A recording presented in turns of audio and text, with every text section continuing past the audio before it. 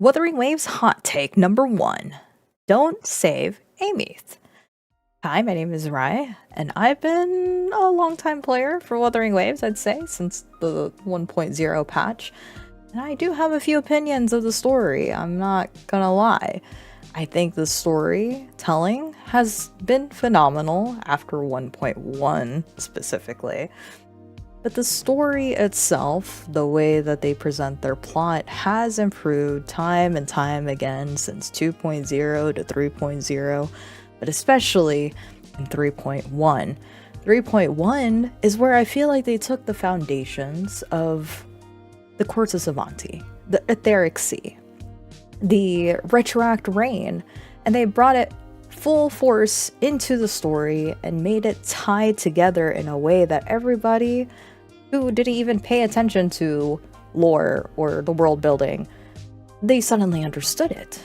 And I think that's why it was such a huge impact, because not only did they tie in the science of the world, the physics of the world, our understanding of how all these different concepts, all this big terminology that kind of scared people away, they tied it into an empathetic story through Aemeath, our daughter. And innately, when we start having that attachment to a character like that we view as somebody that we need to protect, and then we couldn't save them, then yeah, of course everybody comes to the conclusion that we should save her. That's our daughter.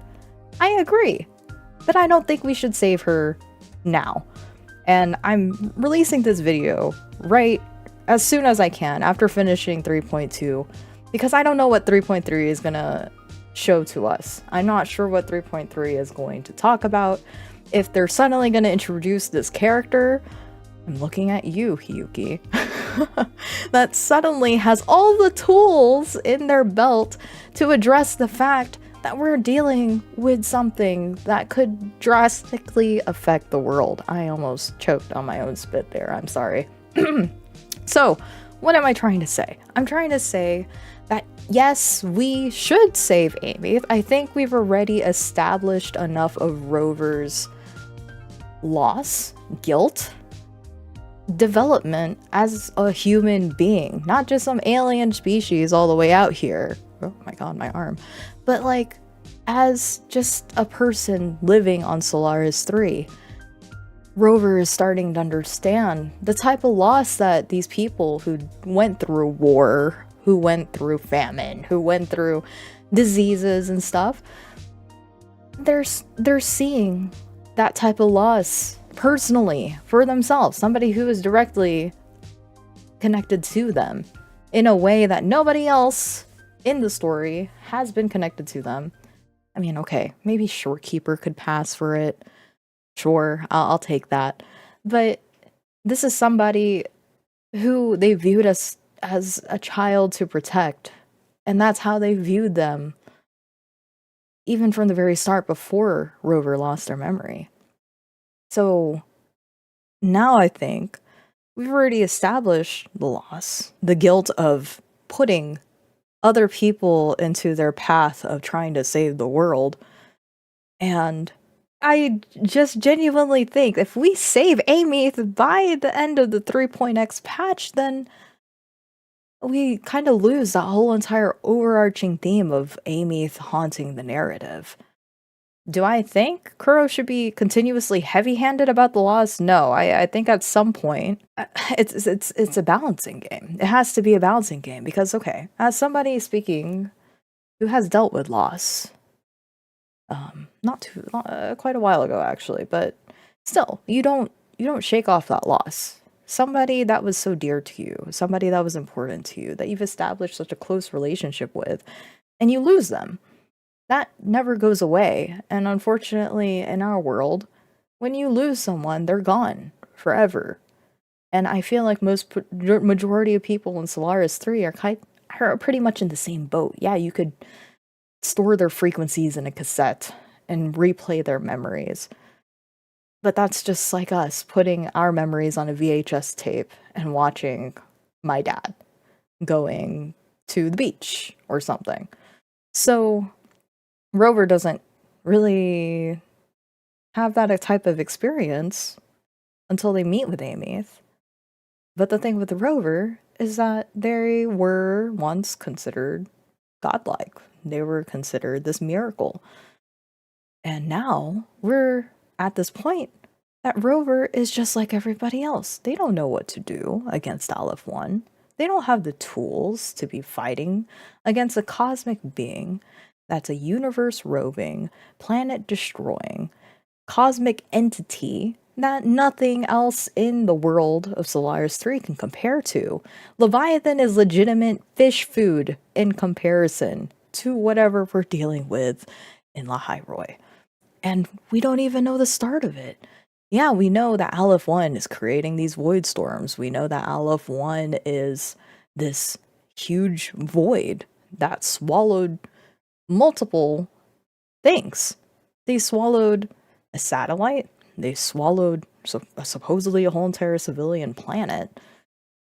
They swallowed stars, bits of the universe, and they were able to break through the etheric sea, or not even. They just happened to notice that the Exostriders were being sent to Solaris 3 and went, hey, I want in on that.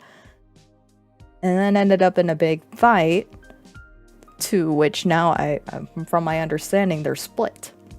They're split in half. One half of Aleph 1 is kind of sealed at the bottom of the Exostrider sword, and the other half just happens to be meandering outside the etheric sea. But then I have to view it as a black hole kind of deal, and I don't know. I'm not ready to get into that whole entire conversation just yet, because I have yet to really read what else is in store there. But does that make sense? We don't know anything about Aleph 1. We don't know. We don't have as many tools. All we know is that the Exostrider, years and years and years ago, managed to pin it down and seal it away. And with the help of Aemeath resonating with the Exostrider, right? But then what are we supposed to do? The only thing that we have under our belt is the Exostrider. But number one, we don't even know if we can actually resonate with it. We don't know if we have the power to. Well, technically we do. We have the authority to do so. But are we able to are we capable of piloting that thing back to its full functions? We don't know that yet. And as far as like the exploration stuff go, when you 100% one of the Lahairoi regions, it explicitly tells you that the Exostrider, even if it were to come back online, it would not be functioning at its full capacity. So knowing that, could we even fight him? I don't think so. So the reason why I don't think that we should save Aemeath in 3.x is because Rover still doesn't have the tools, doesn't have the understanding. And I mean, it was hammered in during the segue with Luke. Luke is just like, bro, brother, you gotta chill. You gotta slow down and realize that this isn't gonna be easy. Rover even openly admits that, verbatim, that saving Aemeath is not gonna be a cakewalk. And I feel like we should really take that to heart. I feel like if Kuro putting that out there gives me this expectation that this is a greater being, far more than our understanding of anything else that we know about the Threnodians. If you're going to introduce a cosmic level sort of Threnodian threat entity, almost godlike, then I expect that our confrontation with it can't be fixed within one patch, one version. If suddenly I am able to defeat Aleph 1 because somebody just happened to appear to have all of the abilities and tools and expectations of, oh yeah, I'm here to save the world, then I think it'll take away from the gravity of the situation, from the greatness of what we were fighting against. It'll trivialize everything that Aleph 1 was hyped up to be. And I'm not saying like hyped, I'm just saying like, for lack of a better word, I guess, but it's just like the threat's not there. The intimidation, the mountain that we have to climb is suddenly flattened just because, let's just say Hiyuki. Hiyuki comes on screen, brandishes her sword, looks sexy doing it, and manages to fix everything. I think that was an issue that we could tie, or not an issue, but it's like you could tie it back to like Galbrenna in 2.7. She appears, happens to be this waystone for Rover, but the thing with her is that she's kind of already been living in it. And I know that it was introduced inside her plot, like inside her section 2.7 part 1 and 2.7 part 2, that she's been there. And watch, Hiyuki's probably going to be the same way.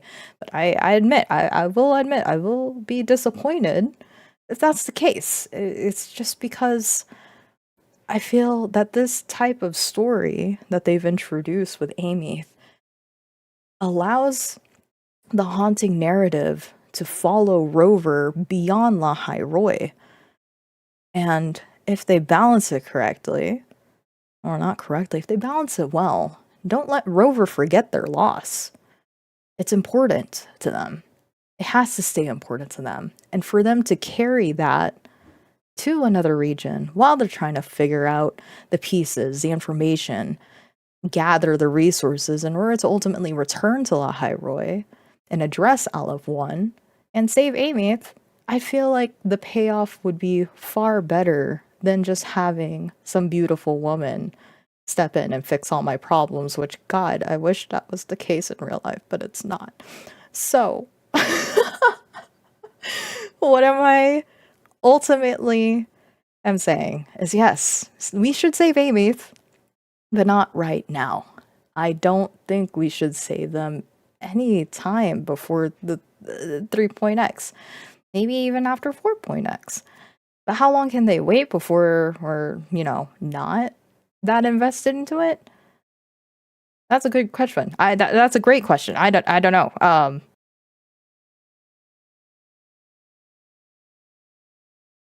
We care about Aemeath enough, and we should save her in the end. I just don't think with how the story is right now, up until 3.2, where 3.1 segue, 3.2 still kind of hammers in the whole entire feeling that Rover failed.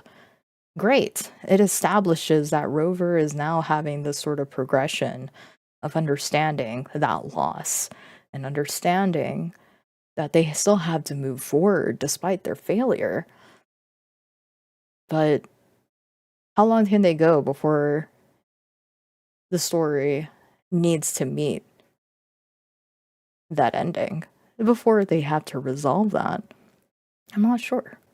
In my honest opinion, I don't think we should save her at all. But do I think it's deserving? Yeah, I think she is deserving of being saved. I feel like majority of us still want to save our daughter. Yes, we do. But with the way that the story is written now, I don't think we're going to be doing Aleph 1 justice if we save her within 3.x. And if we do, then how are we going to address a bigger Threnodian or another Threnodian on that scale? I can't. It's like the other Threnodians that we've encountered, Leviathan, Overthrax, and then their little peons like Dreamless and everything else that happened in Renacida. I feel like it'll be like a Dragon Ball Z episode where just somebody bigger and stronger appears, but we can't trivialize that. Aleph 1 kind of already feels like the big hump, like the wall that a protagonist would run into.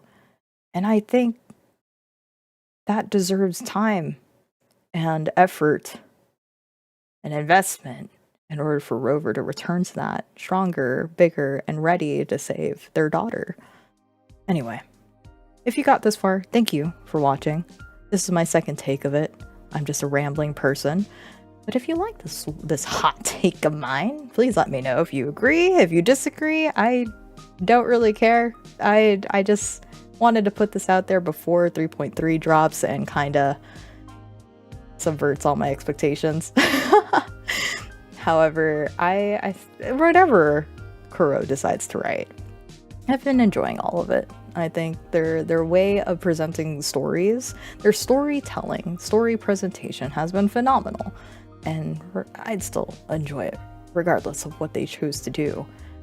But do I think their story should take the risk now that they've gotten this far? Yeah, I do. I do. I think that people who genuinely care about the story would actually appreciate that type of maturity. And if it comes to pass, then I'm all for it. But then would I go the whole 9 yards and be like, don't save her at all? Yeah, probably. Probably I would. So if you like this, thanks for watching. You could like it too, I suppose. I don't really ask for these. I don't know, I'm too awkward for that. But if this does well, I could do my other hot take. You know what my other hot take is? I think Kuro failed Yang Gang, but that's for another video, so if you liked it, please let me know and maybe I'll do another one. Alright, bye!